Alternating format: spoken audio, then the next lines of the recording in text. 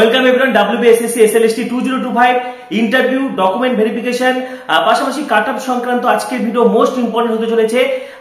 SLST WBSSC SLST 9-10 result কবে বেরোতে চলেছে, পাশাপাশি 11-12 এর সেকেন্ড লিস্ট বেরোতে চলেছে, বিস্তারিত তথ্য শেয়ার করব।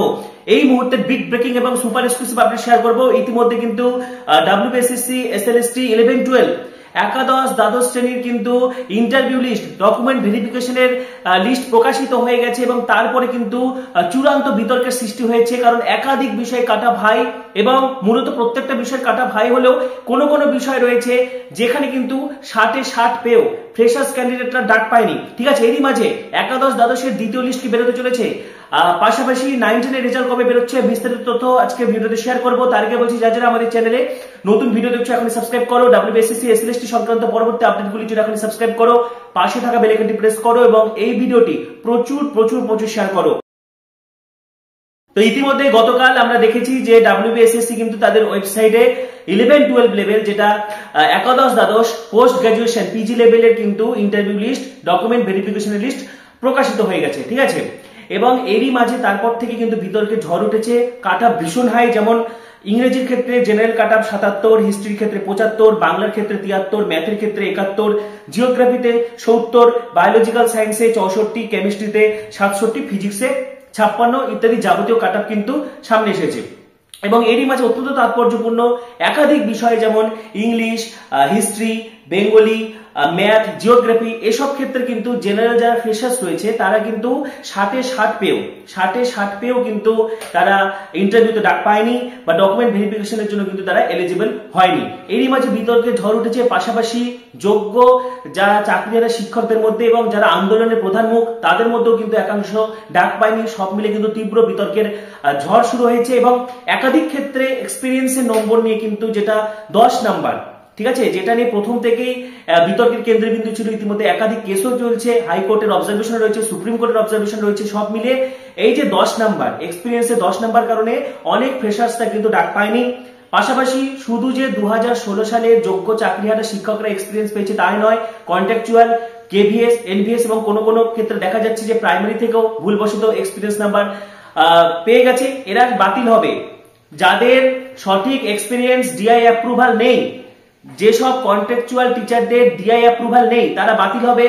প্রাইমারি যারা এক্সপিরিয়েন্স তারা বাতিল হবে, প্যারা টিচারদের বাতিল হবে, আপার প্রাইমারি এক্সপিরিয়েন্স বাতিল হবে এবং সব মিলে কিন্তু অনেকের এডুকেশন কোয়ালিফিকেশনে নাম্বার গন্ডগোল রয়েছে, কারো কারো বয়সে গন্ডগোল রয়েছে। ঠিক আছে, তো সব মিলে কিন্তু হচ্ছে এই যে লিস্ট এটা আরেকবার সংশোধন হবে এবং সেকেন্ড লিস্ট বেরোবে।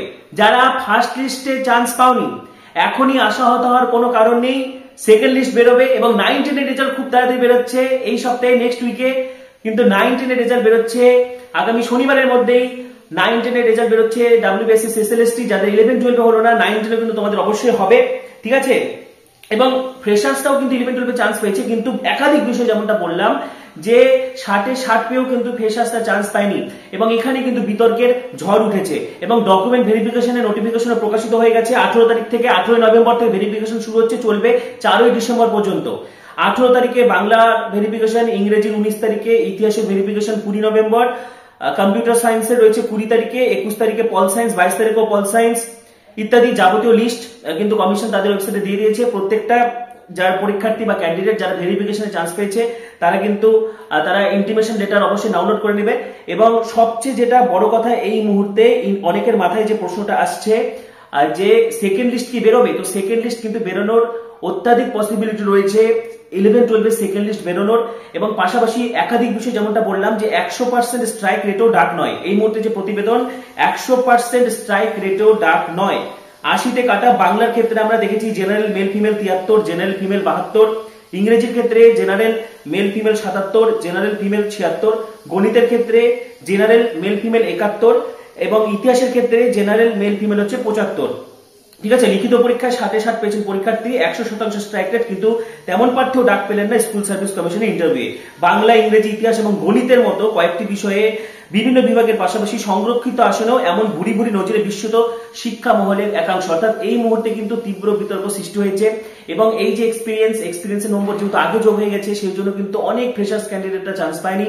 পাশাপাশি কেভিএস, এনভিএস এরাও কিন্তু সিট দখল করেছে। যাই হোক, এক্সপিরিয়েন্সের নাম্বারে অনেকের কিন্তু ভুলভাল রয়েছে, ঠিক আছে। সুতরাং সেকেন্ড লিস্ট প্রকাশ হবে, এখনই আশা হওয়ার কিছু নেই। এবং পাশাপাশি 9-10 এর রেজাল্ট বেরোচ্ছে, 9-10 এর রেজাল্টেও কিন্তু অনেকটা সুযোগ থাকবে সকলের জন্য, ঠিক আছে। তো এই মুহূর্তে বিগ ব্রেকিং আপডেট শেয়ার করে দিলাম। পাশাপাশি পরবর্তী ভিডিওগুলির জন্য এখানে সাবস্ক্রাইব করো, পাশে থাকা বেল আইকনটি প্রেস করো, ভিডিওটি প্রচুর শেয়ার করে দাও। সবাইকে অসংখ্য ধন্যবাদ।